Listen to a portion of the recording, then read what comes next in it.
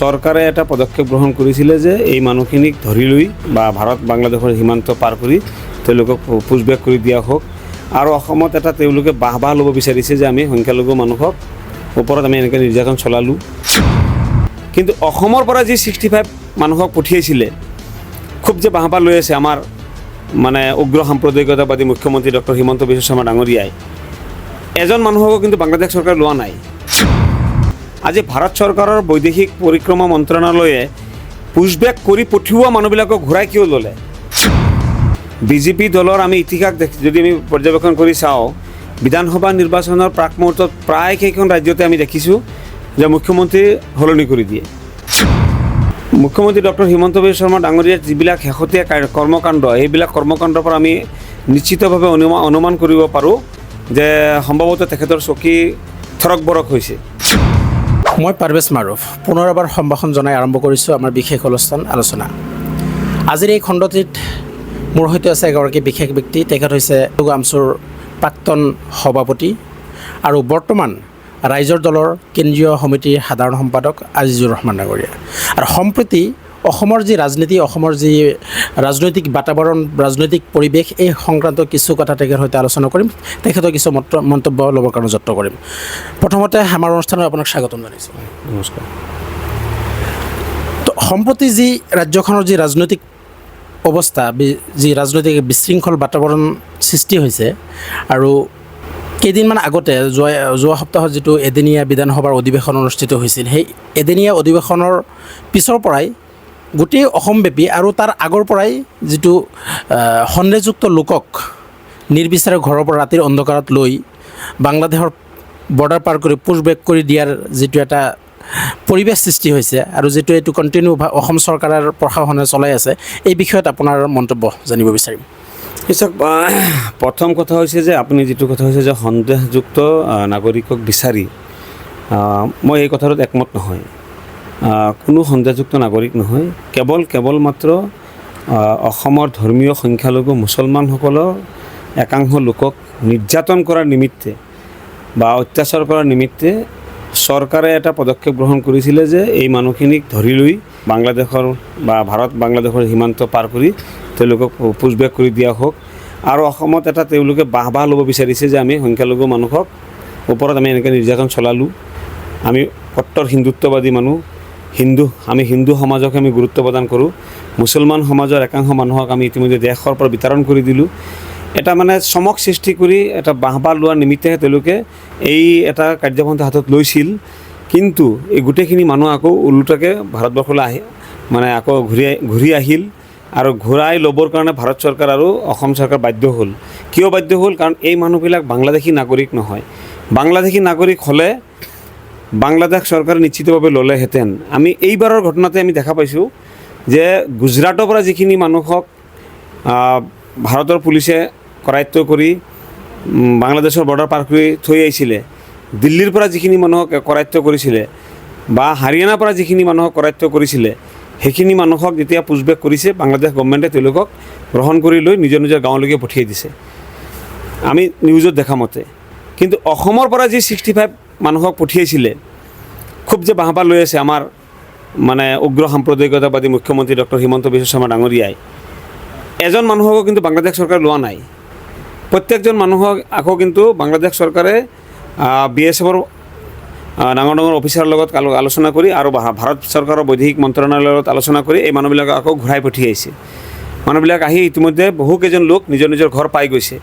গতিকে মোৰ কথাটো হৈছে এইটো, যদিহে বাংলাদেশী হ'লহেঁতেন, বাংলাদেশে ৰাখি দিলেহেঁতেন আৰু ভাৰত চৰকাৰক ঘূৰাই নল'লেহেঁতেন।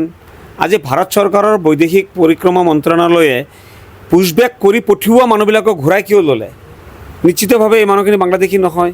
গতিকে এটা প্ৰপাগাণ্ডাহে তৈয়াৰ কৰিবৰ কাৰণে ৰাজনৈতিক যিটো তেওঁলোকৰ ইচ্ছা, সেই ইচ্ছাটো পূৰণ কৰাৰ নিমিত্তে একাংশ গৰীব দুখীয়া আৰু অশিক্ষিত সংখ্যালঘু মানুহক নিৰ্যাতন চলোৱাটো এটা পৰম্পৰাত পৰিণত হৈছে আৰু সেই পৰম্পৰাটো অধিক ত্বৰান্বিত কৰিবৰ কাৰণে হিমন্ত বিশ্ব শৰ্মা ডাঙৰীয়াই চেষ্টা অব্যাহত ৰাখিছিলে আৰু সেই কামটো তেওঁ কৰি এতিয়া মুখ থেকেচা খাইছে আৰু যাৰ কাৰণে তেওঁ এতিয়া আবোল তাবোল কথা বকি আছে। মুখ্যমন্ত্ৰীক আজিও এটা কথা সংবাদ মাধ্যমত প্ৰচাৰ হৈছে, এটা বক্তব্য প্ৰদান কৰিছে। তেওঁ কৈছে যদি গো মাংস ক'ৰবাত ৰখা হৈছে তেন্তে তাতে গাহৰি মাংসও থ'ব লাগে। আচলতে এই শেহতীয়াভাৱে মুখ্যমন্ত্ৰী যিখিনি বক্তব্য আৰু যিখিনি কথা সংবাদ মাধ্যমত কৈ আছে, আচলতে তেওঁ শংকিত হৈছে নেকি অসমৰ ৰাজনীতিত? এখন ৰাজ্যৰ মুখ্যমন্ত্ৰীয়ে এনেকুৱা ধৰণৰ টুলুংগা মন্তব্য কৰিব নোৱাৰে। কেতিয়া কৰে? যেতিয়া তেওঁ অনুভৱ কৰে যে মোৰতো আৰু চকীটো বেছি দিন নাই, যিকোনো মুহূৰ্তত তেওঁৰ চকু আঁতৰাই দিব পাৰে। বিজেপি দলৰ আমি ইতিহাস যদি আমি পৰ্যবেক্ষণ কৰি চাওঁ, বিধানসভা নিৰ্বাচনৰ প্ৰাক মুহূৰ্তত প্ৰায় কেইখন ৰাজ্যতে আমি দেখিছোঁ যে মুখ্যমন্ত্ৰী সলনি কৰি দিয়ে।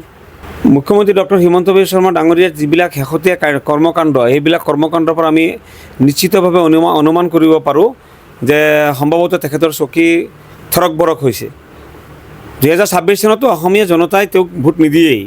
সমগ্ৰ অসমতে এটা বাতাবৰণ ইতিমধ্যে সৃষ্টি হৈছে যে বিজেপি আৰু হিমন্ত বিশ্ব শৰ্মা ডাঙৰীয়াক ক্ষমতাৰ পৰা ওফৰাবই লাগিব। এই সিদ্ধান্ত ইতিমধ্যে জনসাধাৰণে লৈছেই। কিন্তু তাৰ আগতে 26 চনৰ নিৰ্বাচনৰ আগতেই যে তেখেতৰ চকী লৰি যাব, তেখেতৰ চকী আঁতৰি যাব, এই কথাটো তেখেতে অনুমান কৰিব পাৰিছে কাৰণে, আৰু তেওঁকতো ইতিমধ্যে আপোনালোকে সকলোৱে জানে যে ৰাজনৈতিক বতৰ বিজ্ঞানী বুলি, যে কোন সময়ত কি হ'ব কি নহ'ব তেওঁ মোটামুটি এটা পূৰ্বানুমান কৰিব পাৰে। গতিকে তেওঁ নিজৰ চকীটো থাকিব নে নাথাকিব এই কথাটোতো তেওঁ পূৰ্বানুমান কৰিছেই। আৰু তেতিয়াৰ পৰাই আমি ভাবোঁ যে তেওঁৰ কিবা মানসিক অকণমান অলপ অস্থিৰতাত আহি গৈছে যেনেকুৱা লাগি আছে। আৰু যাৰ কাৰণে তেখেতে আজি গৰু মাংস ক'ৰবাত পেলাইছে, এটা অন্যায় কাম। আমি সকলোৱে এইটো বিৰোধিতা কৰি আছোঁ। কোনো পধ্যে এনেকুৱা কাম কৰিব নালাগে। কাৰোবাৰ বেলেগ কোনো ধৰ্মৰ মানুহক আঘাত সানিব পৰা, অনুভূতিত আঘাত সানিব পৰা কোনো কাম কোনেও কৰিব নালাগে। এইটো কঠোৰভাৱে দমন কৰিব লাগে। যে কোনে কৰিছে, কোন দুষ্কৃতিকাৰী কৰিছে, আৰক্ষীক লগাই হওক বা বিভিন্ন চোৰাংচোৱা সংস্থাক লগাই আমি তেনেকুৱা দুৰ্বৃত্তকাৰী কৰায়ত্ব কৰি কঠোৰৰ পৰা কঠোৰতম শাস্তি বিহিব লাগে। এয়া হৈছে চৰকাৰৰ দায়িত্ব।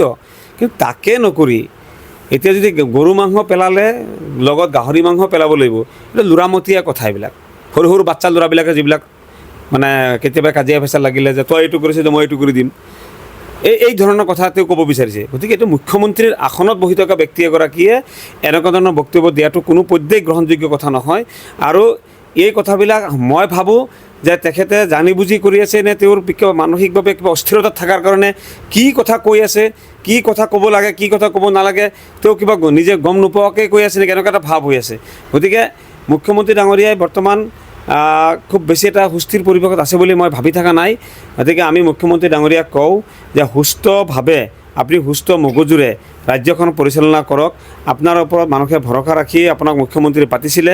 গতিকে আপুনি ৰাজধৰ্ম পালন কৰি যাওক, সকলোকে সমান দৃষ্টিৰে চাওক, সকলো অঞ্চলৰে সমান উন্নয়ন কৰিবৰ কাৰণে আপুনি চেষ্টা অব্যাহত ৰাখক। এইবিলাক যিখিনি দুৰ্বৃত্ত, যিখিনি দুষ্কাৰ্য কাম কৰি আছে, সেইখিনি দমন কৰিবৰ কাৰণে আৰক্ষী বিভাগ আছে, আন চোৰাংচোৱা সংস্থাসমূহ আছে। এই সংস্থাসমূহৰ জৰিয়তে এই দুষ্কৃতিকাৰীসকলক ধৰি কঠোৰৰ পৰা কঠোৰতম শাস্তি প্ৰদান কৰক। আৰু যিবিলাক উৰা বাতৰি চলি আছে, উৰা বাতৰিবিলাক প্ৰচাৰ কৰা সকলকো আপুনি কঠোৰভাৱে দমন কৰিবৰ কাৰণে আৰক্ষীক আপুনি নিৰ্দেশনা দিয়ক। এই কামখিনি নকৰি আপুনি বাকী যিবিলাক টুলুংগা মন্তব্য দি আছে, এইবিলাক মন্তব্যৰ জৰিয়তে অসমৰ পৰিৱেশ ভাল নহ'ব, বৰঞ্চ অসমখন অস্থিৰ হ'ব। আৰু অস্থিৰ হ'লে আপোনাৰো কিন্তু অদূৰ ভৱিষ্যতে খুব সাংঘাতিক ক্ষতি হ'ব। স্বাধীনতাৰ পিছৰ পৰা গোটেই পৃথিৱীত ক'তো নথকা এটা ব্যৱস্থা, স্বাধীনতাৰ পিছৰ মানে যোৱা 96ৰ পিছত অগপ চৰকাৰৰ 97ত অগপ চৰকাৰখনে যিটো অসমৰ ভোটাৰ লিষ্টত সন্দেহযুক্ত শব্দটো সংযুক্ত কৰিলে, আচলতে হ'ব লাগে হয় বিদেশী নহ'লে স্বদেশী, কিন্তু অদ্ভুতভাৱে এটা শব্দ উচ্চাৰিত হ'ল বা সংযুক্ত হ'ল, সেয়া হৈছে সন্দেহযুক্ত। আৰু সেই সন্দেহযুক্তৰ নামত কিমান মানুহ যে ইয়াত হাৰাশাস্তি কৰা হৈছে সেই কথাটো আমি সকলোৱে জ্ঞাত। শেহতীয়াকৈ যিটো পুছবেকৰ নামত কিছু মানুহক কৰায়ত্ব কৰিলে বা ঘৰৰ পৰা উঠাই লৈ গ'ল, আজিৰ তাৰিখতো বহু পৰিয়াল এনেকুৱা আছে তেওঁলোকৰ মানুহখিনি ক'ত আছে ক'ত নাই তেওঁলোকৰ পৰিয়ালে নাজানে। দৰং জিলাৰ কেইবাগৰাকীও ব্যক্তিক এনেকৈ অসম চৰকাৰ আৰক্ষীয়ে ঘৰৰ পৰা উঠাই লৈ যোৱাৰ পিছত এতিয়ালৈকে তেওঁলোকে সেই পৰিয়ালখিনিক বা সেই পৰিয়ালৰ সদস্যক এতিয়ালৈকে ঘূৰাই পোৱা নাই। এই সংক্ৰান্তত কি ক'ব? ডি ভোটাৰৰ কথাই কওক, ফৰেনাৰ্ছ ট্ৰাইব্যুনেলৰ জৰিয়তে বিদেশী চিনাক্তকৰণৰ কথাই কওক, বৰ্ডাৰ পুলিচৰ জৰিয়তে মানুহৰ ঘৰে ঘৰে গৈ নথি পত্ৰ পৰীক্ষা কৰাৰ কথাই কওক, এইবিলাক কোনো এটা বিষয়ে মই ভাবোঁ চাইণ্টিফিক বিষয় নহয়। এইবিলাক হৈছে কেৱল মাত্ৰ ধৰ্মীয় সংখ্যালঘু মানুহক নিৰ্যাতন কৰা, অত্যাচাৰ কৰা একোটা উপায়। আৰু ধৰ্মীয় সংখ্যালঘু মানুহক অত্যাচাৰ উৎপীড়ন কৰিলে ৰাজনৈতিক দলবিলাকে ভাবে যে আমি আন জনগোষ্ঠীসমূহৰ অন্তৰ জয় কৰিব পাৰিম আৰু আমি ভোট লাভ কৰিব পাৰিম। ৰাজনীতিৰ মেৰ পেছত পেলাই পিনি এই সংখ্যালঘু মানুহক অত্যাচাৰ কৰাৰহে একোটা উপায়। 1997 চনৰ পৰা আজিলৈকে যিমান মানুহৰ ডি ভোটাৰ কৰিছে, এই ডি ভোটাৰসকলৰ মাজৰ পৰা কেইজন মানুহক বাংলাদেশী বুলি প্ৰকৃতাৰ্থত চিনাক্তকৰণ কৰিব পাৰিছে আৰু তেওঁলোকক ভাৰত চৰকাৰে বাংলাদেশ চৰকাৰক গতাই দিব পাৰিছে, এই কথাটো আজিলৈকে কিন্তু স্পষ্ট নহয়। মই প্ৰত্যাহ্বান জনাওঁ যে 97 চনৰ পৰা আজিলৈকে যিমান মানুহৰ নামৰ আগত ডি আছিলে, সেই ডি থকা মানুহবিলাকৰ মাজৰ পৰা কিমানজন নহয় আচলতে কেইজন মানুহক প্ৰকৃতাৰ্থত বাংলাদেশী বুলি চিনাক্তকৰণ কৰি তেওঁলোকক ভাৰতবৰ্ষৰ পৰা বাহিৰত বিতৰণ কৰিব পাৰিছে, তাৰ এটা শ্বেতপত্ৰ ৰাজহুৱা কৰক, প্ৰকাশ কৰি ৰাজহুৱা কৰক। অসমবাসী জানক, ফৰেনাৰ্ছ ট্ৰাইব্যুনেলৰ জৰিয়তে যিমান মানুহ বিদেশী ডিক্লেয়াৰ কৰি আছে, সাংঘাতিক মানে খুঁত থকা এটা প্ৰচেছ। এইটো আমি কিমানবাৰ কৈছোঁ যে এইটো সংশোধন কৰিব লাগে।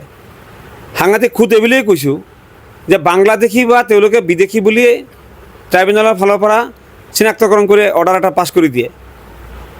সেই মানুহজনৰ গোটেই পৰিয়াল, মাক, দেউতাক, ককাক, আইতাক, আজু ককাক, আজু আইতাক, মামাক, খুৰাক, বৰদেউতাক, পেহীয়েক, জেঠায়েক যিমান আছে, নিজৰ ল'ৰা ছোৱালীৰ সৈতে সব ইণ্ডিয়ান চিটিজেন থাকে। মাজৰ পৰা এজন মানুহ আকাশৰ পৰা সৰি পৰে নেকি, তো বাংলাদেশী বুলি বা বিদেশী বুলি ফৰেনাৰ্ছ ট্ৰাইব্যুনেলে ডিক্লেয়াৰ কৰি দিয়ে। আমাৰ প্ৰশ্ন হৈছে এইটো, সেইকাৰণে আমি কওঁ যে DNA পৰীক্ষা কিয় নকৰে? যদি 1971 চনৰ 25 মাৰ্চ তাৰিখৰ পূৰ্বৰ মানুহজনৰ পুতেকেই হয়, DNA টেষ্ট কিয় নকৰে? আৰু এটা কথা যে নিৰ্লজ্জভাৱে যেতিয়া ডিটেনশ্যন কেম্পত কোনো এজন মানুহ মৃত্যু হয়, মৃত্যু হোৱাৰ পিছত চৰকাৰে কি কৰে? চৰকাৰে নিৰ্লজ্জভাৱে সেই মানুহজনক এই ভয় অলপ আগতে কোৱাৰ দৰে সেই পৰিয়ালৰ বাকী মানুহবিলাকৰ হাতত আনি চমজাই দিয়ে। যদি বিদেশী মানুহ মৰিছে, তে বিদেশতহে পঠিয়াব লাগিছিল ডেড বডিটো। তে বিদেশত নপঠিয়াই এই নিৰ্দিষ্ট ওদালগুৰি বা এই বৰপেটা বা এই দৰঙৰ সেই নিৰ্দিষ্ট পৰিয়ালটোলৈ কিয় পঠিয়ায়? মোৰ প্ৰশ্ন হৈছে এইটো। গতিকে এইটো এটা সাংঘাতিক খুঁত থকা এটা প্ৰচেছ। আমি চাইণ্টিফিক ৱেত নাগৰিক কোন হয় আৰু বিদেশী কোন হয় চিনাক্তকৰণ কৰাটো বিচাৰোঁ। আৰু চাইণ্টিফিক ৱেটো কি? চাইণ্টিফিক ৱেটো হৈছে ৰাষ্ট্ৰীয় নাগৰিকপঞ্জী NRC-খন সম্পূৰ্ণ কৰা। NRC-খন সম্পূৰ্ণ কৰিলে দুধ কা দুধ পানী কা পানী হ'ব। কোনগৰাকী মানুহ ভাৰতীয় নাগৰিক আৰু কোনগৰাকী মানুহ ভাৰতীয় নাগৰিক নহয় ওলাই যাব। আৰু ওলাই গ'লে সেই ওলাই যোৱা মানুহখিনিক বিতৰণ কৰাৰ নিমিত্তে বাংলাদেশ চৰকাৰৰ লগত ভাৰত চৰকাৰে আলাপ আলোচনা কৰি তেওঁলোকক এটা সুস্থ পৰিৱেশত ৰাষ্ট্ৰীয় আন্তঃৰাষ্ট্ৰীয় আইনৰ মাধ্যমেদি তেওঁলোকক ভাৰতবৰ্ষৰ পৰা বিতৰণ কৰি দিয়া হওক। মানৱীয়তা দৃষ্টিকোণটো চকুত ৰাখি পিনি বিতৰণ কৰি দিয়া হওক, কোনো মানুহে আপত্তি নকৰিব। আৰু যিখিনি মানুহ NRC-ত নাম অন্তৰ্ভুক্ত হ'ব, সেই NRC-ত নাম অন্তৰ্ভুক্ত হোৱা প্ৰত্যেকগৰাকী নাগৰিকক নাগৰিকত্ব আইন অনুযায়ী ৰাষ্ট্ৰীয় পৰিচয় পত্ৰ প্ৰদান কৰি দিয়া হওক। এইটো আইনত লিখা আছে। গতিকে সেই আইনমতে ৰাষ্ট্ৰীয় পৰিচয় পত্ৰ প্ৰদান কৰি দিলে আমাৰ মানুহৰ মনত কোনো ধৰণৰ সন্দেহ, কোনো ধৰণৰ ডাউট নাথাকিব। এতিয়া মুখ্যমন্ত্ৰী ডাঙৰীয়া ইয়াতে নতুনকৈ নাটক এটা আৰম্ভ কৰিছে যে তেখেতে বিধানসভাৰ মজিয়াত কৈ আছে যে NRC-খন একোৱেই নহয়। তোৰ মতে NRC-খনত বহুত মানুহৰ নাম ভুলকৈ উঠিছে। আমি NRC-ৰ উচ্চতম ন্যায়ালয়ত গোচৰৰ লগত জড়িত হৈ আছিলোঁ। আমি প্ৰায় প্ৰত্যেকখন হিয়াৰিঙত আছোঁ। কোনে কি পিটিশ্যন ফাইল কৰিছিলে গোটেইবিলাক আমি তাতে পৰ্যবেক্ষণ কৰিছোঁ। অসম চৰকাৰৰ ফালৰ পৰা পিটিশ্যন ফাইল কৰা হৈছিলে যে 20% বৰ্ডাৰ এলেকাৰ ডিষ্ট্ৰিক্টবিলাকৰ ৰিভেৰিফিকেশ্যন কৰা হওক, 10% বাকী ডিষ্ট্ৰিক্টবিলাকৰ ৰিভেৰিফিকেশ্যন কৰা হওক। ইভেন অসম পাব্লিক ৱৰ্কছ যিটো পাৰ্টীয়ে এই NRC-ৰ পিটিশ্যনৰ আবেদনকাৰী আছিলে, তেওঁলোকেও ছেম পিটিশ্যন ফাইল কৰিছিলে। মাননীয় উচ্চতম ন্যায়ালয়ে এই তিনিওটা আবেদন তেতিয়াই 2018 চনতে খাৰিজ কৰিছিলে। কিয় খাৰিজ কৰিছিলে? যে উচ্চতম ন্যায়ালয়ৰ প্ৰত্যক্ষ তত্ত্বাৱধানত আৰু প্ৰত্যক্ষ মনিটৰিঙত যিহেতু এই কামটো চলি আছিলে, NRC কাম চলি আছিলে, NRC-ৰ কৰ্তৃপক্ষই এই পিন পইণ্ট প্ৰজেক্টৰ জৰিয়তে সেই সময়ৰ উচ্চতম ন্যায়ালয়ৰ মুখ্য ন্যায়াধীশ আৰু তেওঁৰ সহযোগী যি দুগৰাকী ন্যায়াধীশ আছিলে, সেই ন্যায়াধীশসকলক দেখুৱাইছিলে যে কেনেকৈ আণ্ডাৰ ক্ল'জ 4(1) মতে গোটেই মানুহবিলাকৰ কাগজ পাতিবিলাক ৰিভেৰিফিকেশ্যন ইতিমধ্যে কৰিছে। আবেদনকাৰীসকলে বিচাৰি আছিলে 20% আৰু 10%। আৰু NRC কৰ্তৃপক্ষই উচ্চতম ন্যায়ালয়ত জনোৱা মতে যে তেওঁলোকে ইতিমধ্যে সংখ্যালঘু মানুহৰ প্ৰতিটো ঘৰতেই আকৌ ৰিভেৰিফিকেশ্যন কৰিছে। ইট মিনছ 100% মানুহৰ ৰিভেৰিফিকেশ্যন ইতিমধ্যে কৰিছে। আৰু সেই গ্ৰাউণ্ডত উচ্চতম ন্যায়ালয়ে এই ৰিভেৰিফিকেশ্যনৰ গোটেই পিটিশ্যনসমূহ খাৰিজ কৰি দিছে। খাৰিজ কৰি দি কৈছে যে আৰু কোনো ধৰণৰ ৰিভেৰিফিকেশ্যনৰ কোনো প্ৰয়োজন নাই, NRCটো শুদ্ধভাৱে হৈছে বুলি উচ্চতম ন্যায়ালয়ৰ নিৰ্দেশনত আহিছে। তাৰ NRC উচ্চতম ন্যায়ালয়ে কোৱাৰ পিছত, ভাৰতবৰ্ষৰ বৈদেশিক পৰিক্ৰমা মন্ত্ৰালয়ে কোৱাৰ পাছত, ভাৰতবৰ্ষৰ গৃহমন্ত্ৰী অমিত শ্বাহ ডাঙৰীয়াই লোকসভাৰ মজিয়াত, ৰাজ্যসভাৰ মজিয়াত কোৱাৰ পাছত আজি 2019 চনৰ পৰা 2025 চন 6 বছৰ উকলি গ'ল। 6 বছৰ পিছত মুখ্যমন্ত্ৰীয়ে কৈ আছে যে NRCখনত শুদ্ধ নহয়, NRCখনতো বহু বাংলাদেশী বিদেশী মানুহৰ নাম সোমাই আছে। অতদিন তুমি আছিলা ক'ত? আমাৰ প্ৰশ্ন হৈছে এইটো, আপুনি কিয় অতদিন এইটো শুধৰণি কৰিবৰ কাৰণে ব্যৱস্থা নকৰিলে? কিয় মানুহৰ মনত এটা সন্দেহৰ বীজ সোমাই দিয়ে আপুনি? মই সিদিনাখন হেৰিত দেখা পালোঁ, নিউজত দেখা পালোঁ যে যিজন ব্যক্তি অসম পাব্লিক ৱৰ্কছৰ সভাপতি অভিজিত শৰ্মা ডাঙৰীয়াই তেখেতে সাংবাদিক মেল দি কৈ আছে যে যিহেতু উচ্চতম ন্যায়ালয়ে এই গোটেই প্ৰক্ৰিয়াটোক ইতিমধ্যে সমাপ্ত কৰিছে, গতিকে যি বাকী 19,06,657জন মানুহৰ নাম NRCৰ বাদ পৰিছিলে, তেওঁলোকক আইনী প্ৰক্ৰিয়াৰে তেওঁলোকক ৰিজেকশ্যন শ্লিপ দিব লাগে আৰু আপিল কৰিবৰ সুযোগ দিব লাগে, তেওঁলোক ভাৰতীয় হয় নে নহয় পৰীক্ষা কৰিবৰ সুযোগ দিব লাগে, আৰু NRCখন যিহেতু হৈ গৈছে এইটো গেজেট নটিফিকেশ্যনেৰে পাব্লিচিটি দিব লাগে। গতিকে যিজন আবেদনকাৰী তেখেতে কৈ আছে কথাবিলাক, আৰু তেখেতে কি কৈ আছে যে 19 লাখ মানুহৰ ভিতৰত অধিকাংশ মানুহ যিসকলক বিদেশী বুলি আমি আজি সন্দেহ কৰি আছোঁ, তেওঁলোককেই নাগৰিকত্ব দিবৰ কাৰণে মুখ্যমন্ত্ৰী ডক্টৰ হিমন্ত বিশ্ব শৰ্মা ডাঙৰীয়াৰ উদ্যোগত আইনখন আহিছে, আৰু সেই খনৰ জৰিয়তে সেই মানুহখিনিক ইতিমধ্যে নাগৰিকত্ব দিবৰ কাৰণে এটা প্ৰচেছ চলি আছে। গতিকে NRCখনক কিয় বুমৰাং কৰিব বিচাৰি আছে? বিদেশী যিসকল চিনাক্তকৃত হ'ব, তেওঁলোকক ইতিমধ্যে আইনৰ জৰিয়তে ভাৰতীয় বুলি নাগৰিকত্ব দিবৰ কাৰণে ৰেডি, প্ৰচেছ চলাই আছে অসম চৰকাৰে।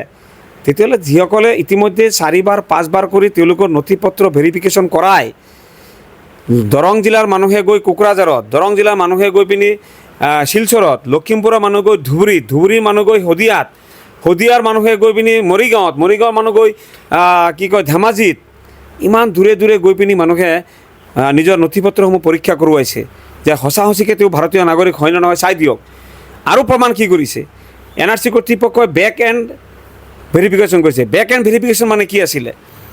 যে আপুনি যিটো ডকুমেণ্ট জমা দিছিলে, সেই ডকুমেণ্টটো আপুনি যোনটো অফিচৰ পৰা ইছ্যু কৰাই আনিছিলে, যেনে আপুনি মেট্ৰিক পাছ কৰিছে, সেৱাই আপোনাক চাৰ্টিফিকেট দিছে, আপুনি সেই চাৰ্টিফিকেটখন জমা দিছিলে, বা আপুনি এখন ভোটাৰ তালিকা জমা দিছিলে, এই ভোটাৰ তালিকাখন কোন জিলাৰ পৰা দিছিলে, কোন জিলাৰ নিৰ্বাচনী বিষয় দিছিলে, ধৰি লওক ধেমাজি জিলাৰ, তে NRC কৰ্তৃপক্ষই সেই ভোটাৰ তালিকাটো ধেমাজি জিলাৰ নিৰ্বাচনী বিষয়লৈ পঠিয়াইছিলে। ধেমাজি জিলাৰ নিৰ্বাচনী বিষয়াই সেই ভোটাৰ তালিকাখন ভেৰিফিকেশ্যন কৰিছে যে তেওঁলোকে ইছ্যু কৰা হয়নে নহয়। তেখেতসকলৰ তাতে থকা যিটো অৰিজিনেল নথি তাৰ লগত মিলাই চাইছে, মিলোৱাৰ পাছত যদি সত্য বুলি তেওঁ প্ৰমাণ পাইছে, তেতিয়াহ'লে তেওঁ ৰিপৰ্ট পঠিয়াইছে NRC কৰ্তৃপক্ষলৈ যে এই কাগজটো, এই ভোটাৰ তালিকাটো আমি দিছিলোঁ, আমি ইমান নম্বৰ চিৰিয়েল মতে আমি দিছিলোঁ, আৰু সেইমতে এই কাগজটো সত্য হয়।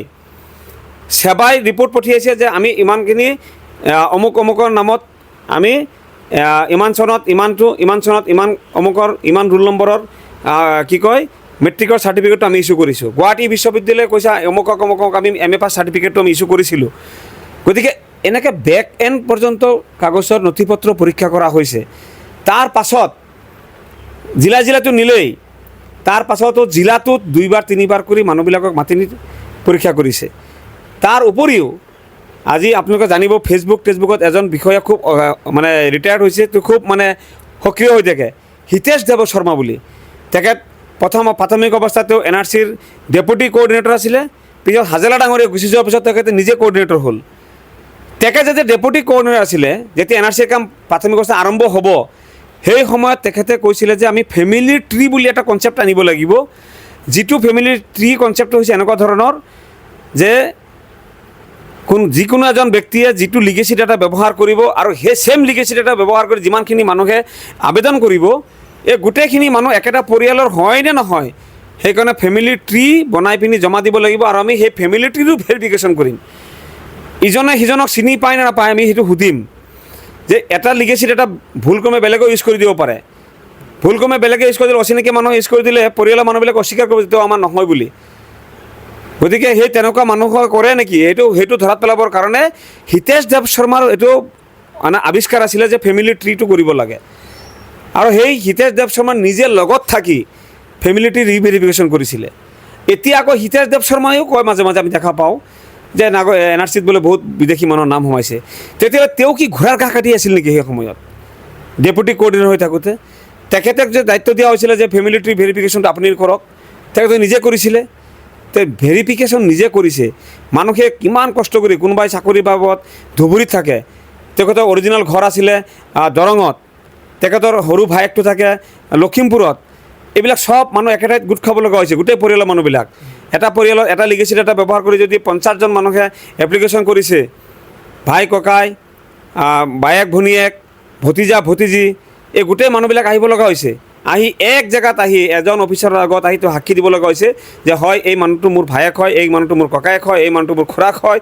এই মানুহটো মোৰ বৰ্তাক হয় এই মানুহটো মোৰ ভতিজা হয় এই গোটেই পৰীক্ষা দিব লগা হৈছে গতিকে তন্নকে পৰীক্ষা কৰি NRCত নাম অন্তৰ্ভুক্ত কৰিছে আৰু সেই NRCক আজিৰ তাৰিখত মুখ্যমন্ত্ৰীয়ে কৈ আছে এইটো মানে বুমেৰাং বুলি কৈ আছে তেওঁৰ মতে এইটো শুদ্ধ নহয় গতিকে আমি তেখেতক ক'ব বিচাৰোঁ যে ৰাজনীতি কৰা বাদ দি আপুনি সংখ্যালঘু মানুহক অত্যাচাৰ কৰা বাদ দি অসম আৰু অসমীয়া জাতিক যদি আপুনি প্ৰকৃতাৰ্থত ভাল পায় এই NRCখনক আপুনি শুধৰণি কৰি অতি শীঘ্ৰে এই NRCখনক আপোনালোকে মান্যতা দি যিসকলৰ নাম ড্ৰপ কৰিছে তেওঁলোকক ফৰেনাৰ্ছ ট্ৰাইব্যুনেলৰ জৰিয়তে পৰীক্ষা কৰাই সেইসকলক যিসকলক ফৰেনাৰ্ছ ট্ৰাইব্যুনেলে ভাৰতীয় বুলি ঘোষণা কৰিব তেওঁলোকৰ নাম ইয়াত অন্তৰ্ভুক্ত কৰাই এই NRCখনক আপোনালোকে পৰিপূৰ্ণতা দিয়ক আৰু ৰাষ্ট্ৰীয় পৰিচয় পত্ৰ সকলো নাগৰিকপঞ্জীত নাম উল্লেখ থকা প্ৰত্যেকজন নাগৰিককে ৰাষ্ট্ৰীয় পৰিচয় পত্ৰ প্ৰদান কৰি দিয়ক আৰু এই সমস্যাটোক লৈ আপোনালোকে আৰু ৰাজনীতি কৰিব নালাগে ময়ো এটা বিশেষ ৰাজনৈতিক দলৰ লগত জড়িত হৈ আছোঁ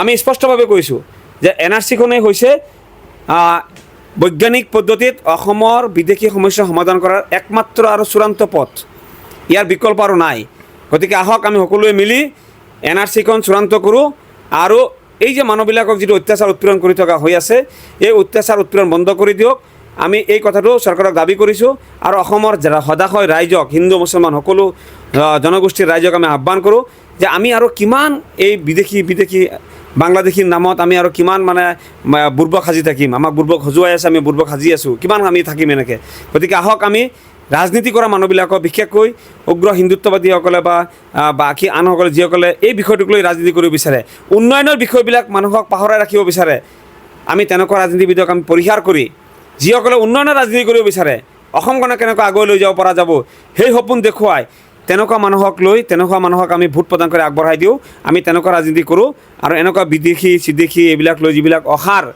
অৰ্থহীন এজন মানুহকো বাংলাদেশলৈ পঠিয়াব নোৱাৰে এজন মানুহক বাংলাদেশী বুলি আজিলৈকে সঠিকভাৱে চিনাক্ত কৰিব নোৱাৰিলে গতিকে তেনেকুৱা কথাবিলাকক আমি গুৰুত্ব প্ৰদান কৰিব নালাগে বুলি আমি ভাবোঁ আৰু এই কথাটো অসমৰ সকলো ৰাইজে কৰাটো উচিত বুলি আমি ভাবোঁ এই ইস্যুবোৰ নাছিল শেহতীয়াকৈ এটা ইস্যু যিখিনি অসমৰ সমাজ জীৱনৰ লগত জড়িত নহয় ব্যক্তিকেন্দ্ৰিক ইস্যু ব্যক্তিগত যেনে কিছুদিন আগতে প্ৰথম অখিল গগৈ ডাঙৰীয়াৰ পত্নীক আক্ৰমণ কৰিলে তাৰ পিছলৈ দেখিবলৈ পোৱা গ'ল গৌৰৱ গগৈ আক্ৰমণ কৰিলে আৰু সেই ইস্যুটো মাৰ নাযাওঁতেই এই যি পুছবেকৰ যিটো ৰাজনীতি সেইটো আৰম্ভ হ'ল এতিয়া শেহতীয়াকৈ আৰম্ভ কৰিছে গোৱালপাৰাত যিটো যোৱা পৰহি দিনা প্ৰায় 800 ফেমিলিক যিটো উচ্ছেদ কৰিলে 800 পৰিয়াল সেই উচ্ছেদ সংক্ৰান্তত আপুনি কি ক'ব চাওক তেখেতে এটাৰ পিছত এটাকৈ সংখ্যালঘুসকলক নিৰ্যাতন কৰাৰ তেওঁ পন্থা আৱিষ্কাৰ কৰিব বিচাৰে আৰু এই পন্থাবিলাকত তেওঁ গৈ ফেইল মাৰে বেকফায়াৰিং হয় তেওঁ লোকচান হৈ যায় কৰিব নোৱাৰে আইনী বাধা আছে